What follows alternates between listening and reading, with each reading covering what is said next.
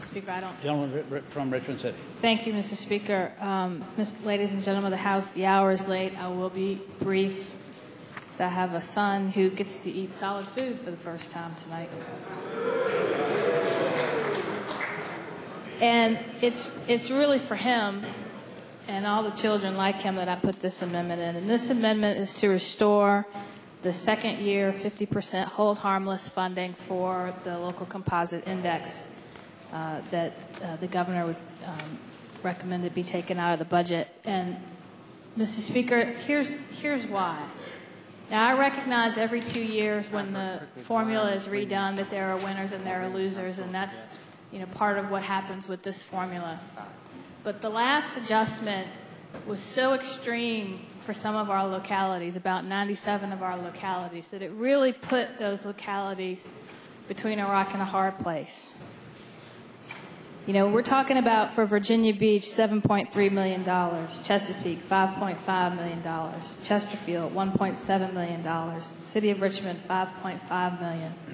And when you add that to a lot of the other actions that we have taken that have shifted some of our costs from the state to the localities, we are putting them in a position where they have to choose between cutting classes, laying off teachers, increasing class sizes, or raising taxes.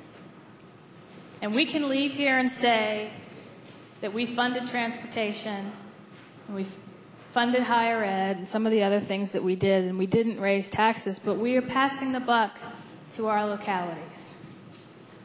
And I really do believe transportation is important. But in my district, in Central Virginia in particular, in a lot of our urban core cities, what we're hearing more from our constituents than about transportation is about our schools. And the gentleman from Henrico had a bill in here, a school choice bill, trying to help thousands of children who want to leave those schools and go to private schools. And I spoke about the ones that were left behind. And the LCI formula is what is failing the kids that are left behind, because the formula is broken.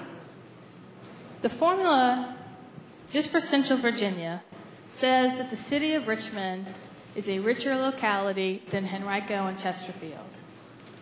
What the formula fails to account for is the old 200-year-old infrastructure that is crumbling that the city has to fix, the high poverty rate, and the people with disabilities and in poverty who are using many more city services. In the suburban areas, the formula does not account for the rapid growth that you have had and the infrastructure that you need to put in place, your localities need to put in place to address that. And again, the last year, the change to the formula was very, very dramatic, more so than in any other year. And so what this amendment proposes is a one-time expenditure to help cushion that blow for one more year. And I ask that we adopt this amendment. Thank you, Mr. Speaker.